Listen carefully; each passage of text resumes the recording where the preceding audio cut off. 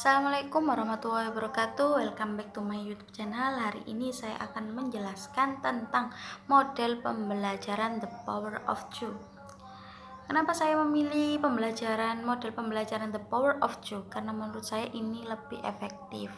Karena pembelajaran ini menggunakan metode diskusi. Saya akan menjelaskan pengertian tentang The Power of Two itu sendiri. Model pembelajaran The Power of Two adalah salah satu dari strategi pembelajaran aktif. Model pembelajaran The Power of Two adalah suatu taktik atau trik yang harus dikuasai dan diterapkan oleh pendidik agar pembelajaran dapat tercapai dengan baik dan maksimal. Yaitu caranya dengan membentuk kelompok kecil yang satu kelompok terdiri dari 2 orang. The power of two artinya menggabungkan kekuatan 2 orang. Metode ini sama dengan metode pembelajaran kooperatif lainnya.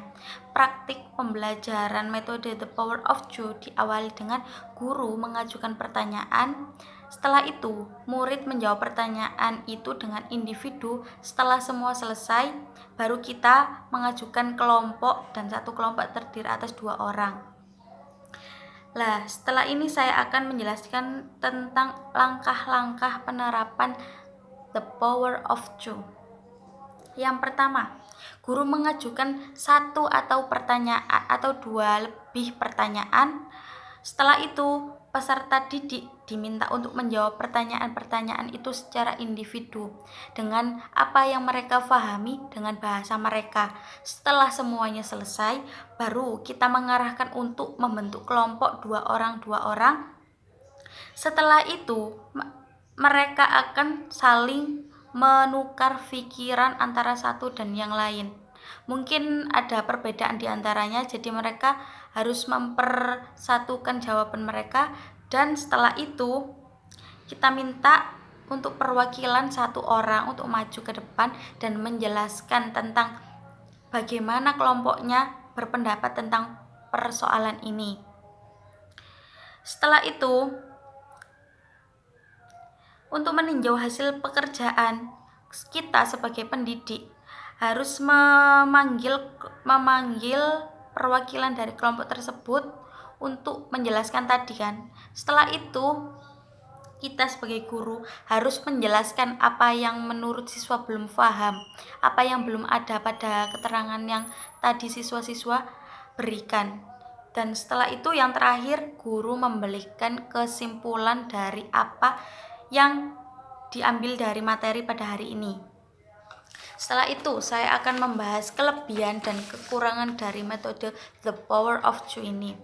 Kelebihannya adalah siswa tidak terlalu bergantung pada guru, tapi dapat menambah kepercayaan dan kemampuan diri. Jadi dengan metode The Power of Two, siswa tidak harus mendengarkan gurunya secara terus-menerus. Jadi dia punya wawasan untuk mengembangkan pertanyaan, mengembangkan jawaban yang ada di pikiran mereka, dan setelah itu bertukar pikiran dengan teman sekelompoknya. Yang kedua, mengembangkan kemampuan mengungkap ide atau gagasan dengan kata-kata verbal dan membandingkan ide-ide atau gagasan mereka. Jadi, dia dapat mengembangkan kemampuan berpikir, kemampuan ide, gagasan dari mereka dapat berkembang. Dan setelah itu dia dapat membandingkan gagasan atau idenya dengan gagasan teman sekelompoknya, dan dia dapat menukar gagasan tersebut.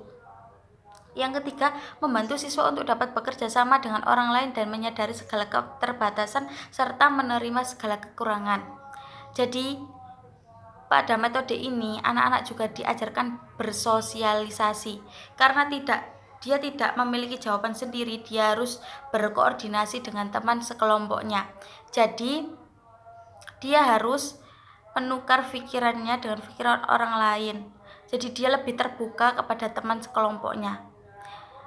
Nomor yang keempat, membantu siswa untuk lebih bertanggung jawab dalam melaksanakan tugasnya.